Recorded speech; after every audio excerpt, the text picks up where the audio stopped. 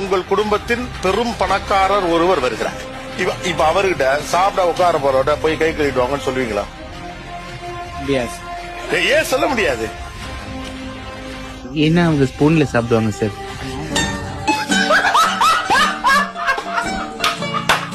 Gopinath sir expression சான்ஸே இல்லைல்ல. வாங்க நம்ம வேலையை பார்ப்போம். எது இன்னும் ஹெல்த்தி, கையில் சாப்பிட்றதா இல்லை ஸ்பூனில் சாப்பிட்றதா நீங்கள் நினச்சிட்டு இருந்தீங்கன்னா அது நம்ம எங்கே சாப்பிட்றோன்றதை வச்சு. சாரு முறுக்க கூட கரண்டில தான் சாப்பிடுவீங்களா?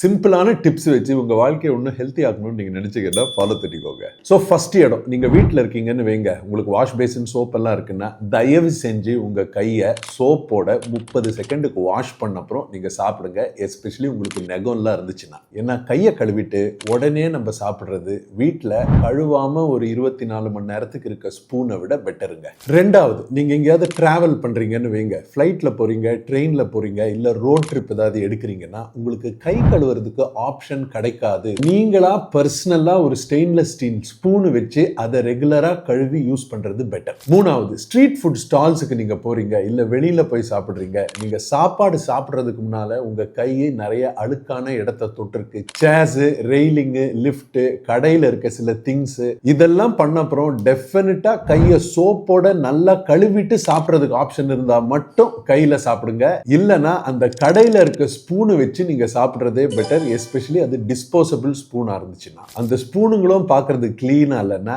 ஆன்டிசெப்டிக் ஹேண்ட் வைப்ஸ் எடுத்துட்டு போங்க, உங்களுக்கும் உங்க குழந்தைங்களுக்கும். அதை வச்சு உங்க கைகளை கிளீன் பண்ணிட்டு அதுக்கப்புறம் சாப்பிடுங்க. அப்போ உங்களுக்கு இன்ஃபெக்ஷன் வர்றது டெஃபினட்டா குறையும். நீங்க வெளியில போய் ஒரு குரூப்பா சாப்பிடுறீங்க, ஆனா உங்களுக்கு மட்டும் ரொம்ப இன்ஃபெக்ஷன் வருது, ஸ்டமக் அப்செட் ஆகுதுன்னா ஹேண்ட் ஹைஜீன், கை சுத்தமா வச்சுக்கிறது ஒரு முக்கியமான விஷயங்க. அதை மட்டும் கொஞ்சம் பார்த்துக்கோங்க. நீங்க வெளியில போகும்போது கை கழுவிட்டு ஃபுட் ஐட்டம் சாப்பிடுறீங்களா இல்லையான்னு கீழே கமெண்ட்ஸ்ல போடுங்க.